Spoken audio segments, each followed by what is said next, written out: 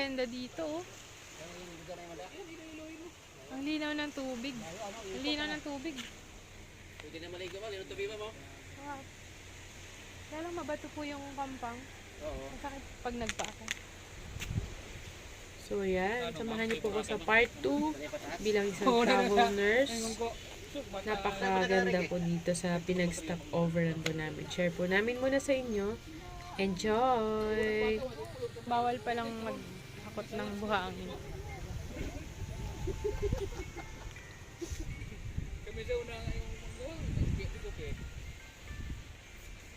Po, magandang araw sa inyong lahat.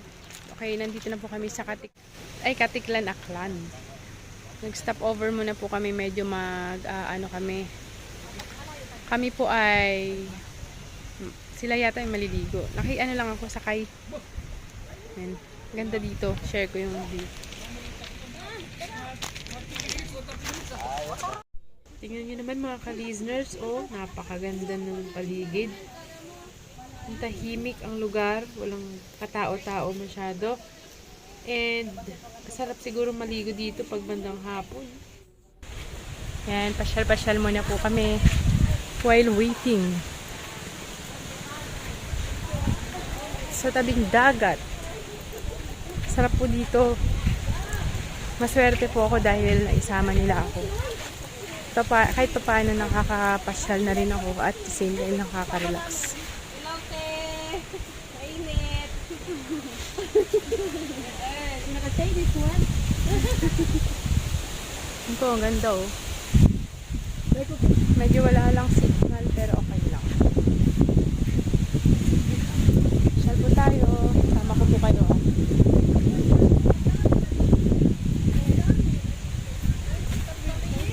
May mga resort dito.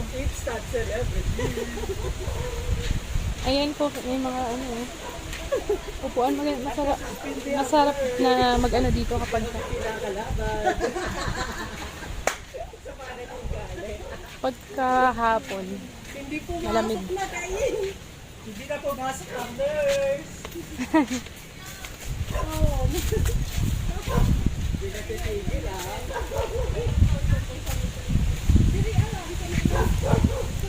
Ang bumalik, bata.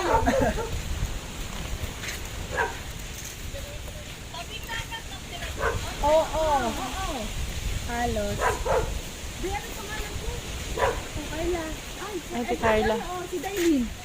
Mukha ka ni Dailin. Nay! Ay! Sinana yung tour guide namin. Yan, behind the scene lang po ako. Hinayaan ko lang sila na mag-enjoy. Sila madam. Yung mga apo ni Lola. Masaya po silang kasama at napakababait. Ang listeners nyo, gala. Sarap ng hangin dito.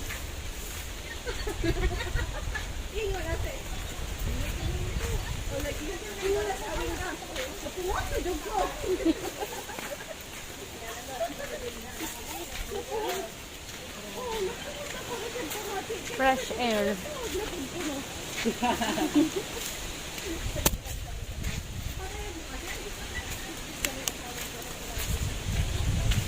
Anong lugar po ito?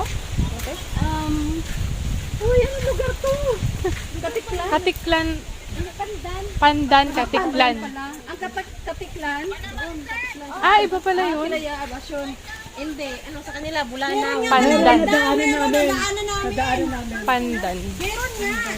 Pero ano po yung... Barangay Duyong. Ah, Barangay Duyong. Pero Pandan, Pandan yung town. municipality. Ah, opo. Kasala mo daw si Sa kanila, Barangay Bulanaw, municipality nila Kasalan Libertad. namin. Yung malakas yung apoy. Pandan. Barangay Buyon. Duyong. Duyong pala.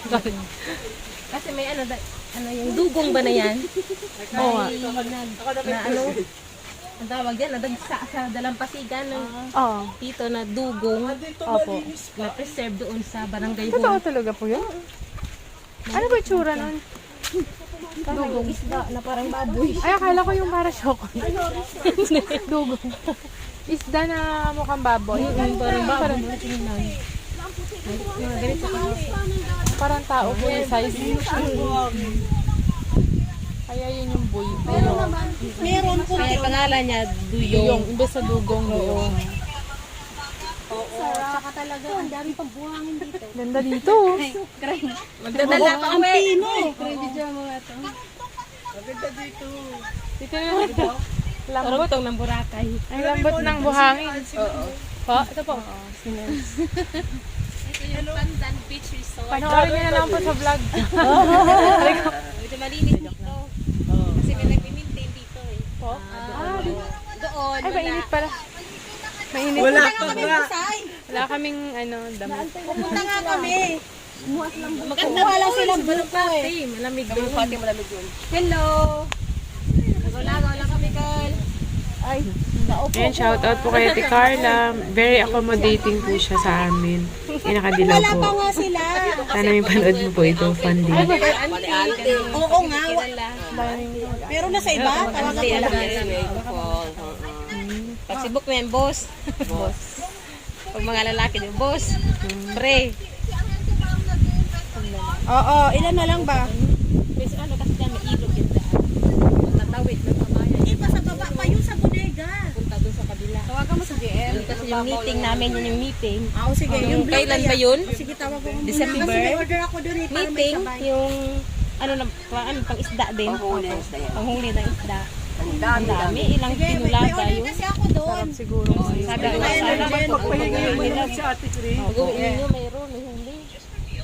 Buti nga kanina yung pagtawag niya sa pinsan niya, may nahuli. Oo. Tinago niya ang Anong oras kami natulog? Kagabi nag-ihaw kami ng manok. Wow. Ay, kayo pala. Ay, salamat. Thank you po ah. Sarap. Tinola po naman po. Native nga po siya. maswerte natin yung manok na yun isang buwan lang nakabukot. Tignan mo pa. Ako mo dito. Malinamnam na. Ayaw, nahirapan ako mag-ano ng ano na, naalis ko kasi magtabaan na. Para masang minutes na sa bahay. Okay lang may jacket, ang init. Maliligo na po kayo? Ito payang mo! Mainit? Payang! Masikip. Okay. Dupa niya, dupa. Ito pa ka dyan. Minsan lang yan makalayas eh. Talaga. Doon po mababaw. Is ganda, sobrang init. Minsan lang maka-day off. Balik agad. You know? Bye-bye! Talon! Bye-bye! Kaya mo kaya tumalon? Ready? Thanks lang! Talon nga eh! You know? Tiis, Bye na! Ito behind the scene. tiis ganda. Tiis ganda.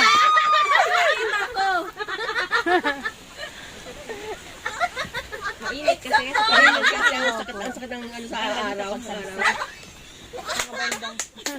Ano na ginawa mo? May stolen yata eh. Nakita ko sa iklit.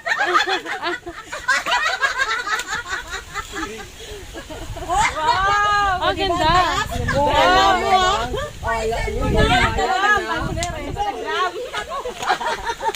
Ang ganda nung ano. Puti pa yung cycling. Oh, yung view niya.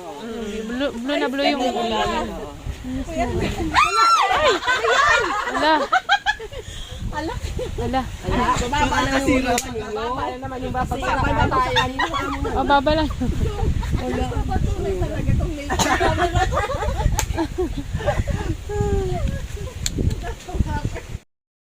Basta mo pananim ko. Kakulay mo na yung talong pag hilaw. Uy, kinakain yung talong ah. Kaya nga.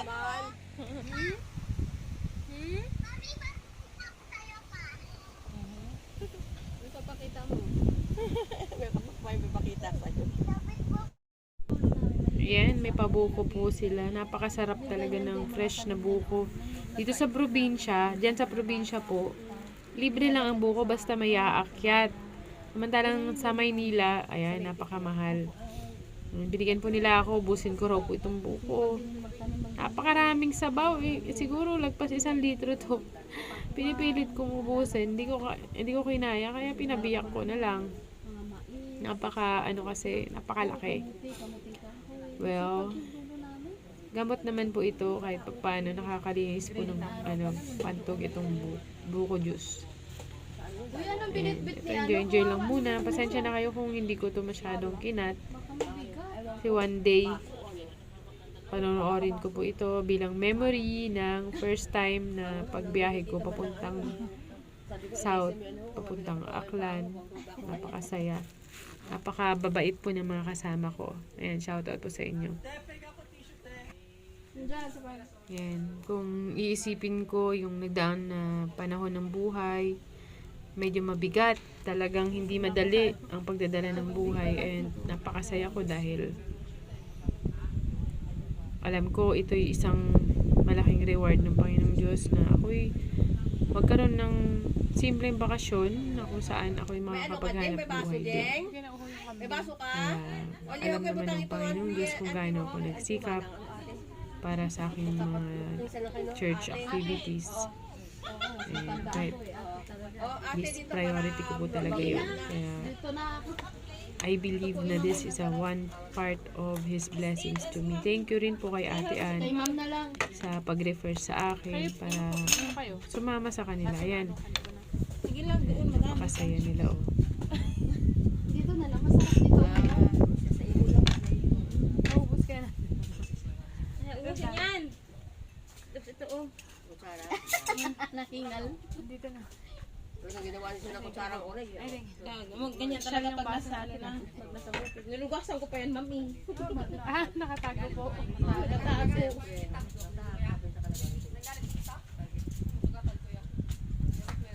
Ano talaga, unang Natin.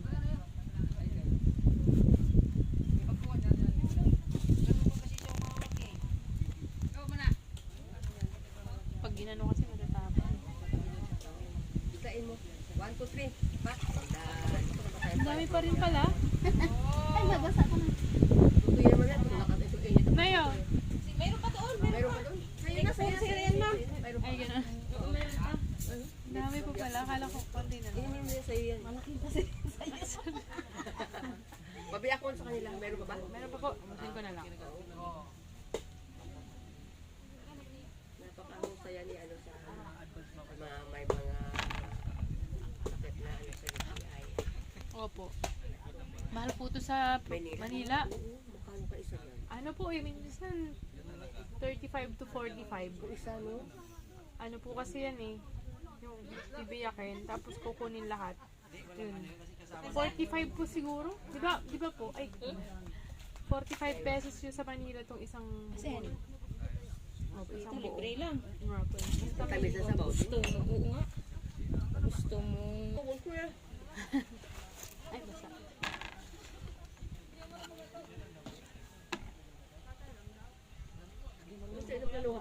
Yun talagang inubos ko yung laman, kalahati lang. Sobrang busog na ako yan, kasama yung sabaw. Nakatawid po kami sa isang meal niyan kapag kumain ka ng isang buko. Napakasarap talaga. Yan, so yun na nga. Ayan, dumilim. Ayan, okay na ulit. Ang daming ano dito, oh. Talong. Bilis na ang bakasyon. O ma'am, matalahin mo na. Ay po, ano. Okay na. Dito, ang dami pong talong, oh. Kaya na yan. Ito pamangkin ko. Nasipag yung bata na to. Kaya siya ng tatay ko. Oh, yun yung minana niya po. Tatanim. Nay! Nay! Si Meroting, bilis mo magaling na yun si Meroting. Paano, Nay? Video natin, mahirap. Punta mo na kami doon. Salamat. Thank you po. Di maano kanding. Ha? Maano kanding, tatay. Kanding na katayin ko pag may balik naman. Paano kaya kinanin tayo? Yung bunga sa puno kasing laki din. Dali, magkatay siya. Marami siyang gagawin. Magkatay pa siya. Sino malaha? So yun na nga. Yun, bumiyahe na po kami para makapag-swimming dito sa Malumpati Resort. Basta, shout out sa lahat ng Malumpati. Malumpati Cold Resort. Spring. isa Cold siyang spring. Cold bakal. spring. Napakalamig ng Kalamig. tubig. Flowing water po siya. Ay na sila oh. And pwede kang mag-swimming. Hawak-hawak sila kami eh. Mababaw lang naman po yung tubig. Ay, grabe oh. Pwede ka rin mag-diving. And Sige. saka, yun na, yung ginagawa nila. Floating Ay, ganun. Pwede rin dito. Oo, sabi sa'yo eh. Napakasarap ng Yun lang. fresh air. Yan ba? Enjoy. Hindi ko na na-videohan yung pag-swimming ko. So yan, grabe. Nakapang nurse pa ako. Naka-scrub suit pa ako. Tapos nakapalangoy na rin ako. Yan. Sinama rin kasi nila ako dito sa Dalumpati Resort. Malumpati. Ayun o.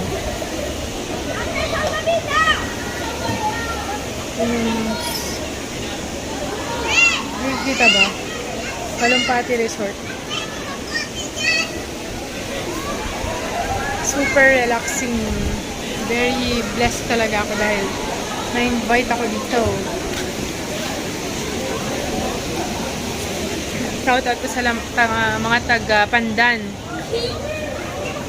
Katiklan. Tabi ng Katiklan to eh. Dito po kami sa Malumpati, Pandan. So yun na nga, nakapag-shower na ako. Nakapagpalit na ako ng damit. Ayan na. Picture muna. Thank you po sa pag-picture. Salamat ng napakarami. Ha? 300 kilo? Dito 50? At tulungan niyo eh. Ito 80. At tulungan. So, palengke tayo muna po ng mauulam sila. Tsaka ng mga makakain. Kasi kinabukasan, nagbabalak na po silang pumunta ng Boracay. So, ito po yung, yun po yung part 3 ng ating paglalakbay sa Boracay na po. Sana abangan nyo po. So, ito, tulong-tulong muna ako sa, sama-sama muna ako sa pamamalengke po nila. Napakababait po nila, sirs, ma'ams, napakabait po.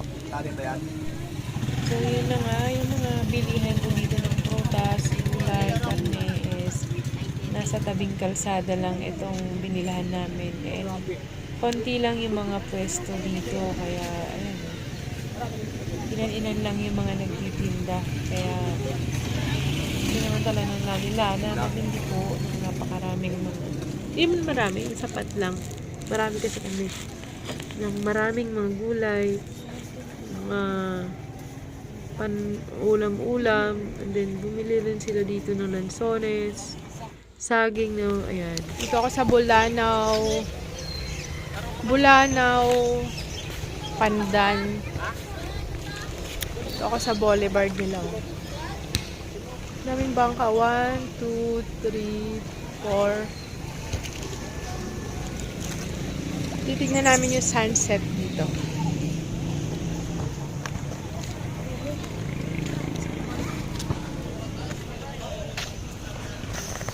Ay, sarap huminga. Relaxing.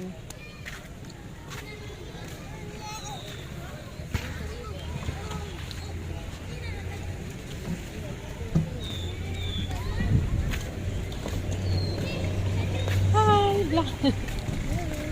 Vlog ba? Vlog. Vlog na. Ganda ng nung sunset. Kulay orange. Kunyari, hawakan natin. Bali yung bahay po ng pasyente ko na hinatid ko ay ito lang, katapat lang talaga ng dagat. Magpapalaot na siya. So yun na nga, mga ilang lakad lang na makakarating na ako dito mula sa bahay ng pasyente na si Nanay Maria. So anytime pwede silang maligo po dito. Kaya talagang swerte po yung mga nakatira sa tabing dagat dahil katabi nila yung nature creation ng ating pong Panginoong Diyos. So yan, tingnan lang muna po natin yung view po dito. Wala nang sunset. Liwanag masyado. Kaya see you on my next video.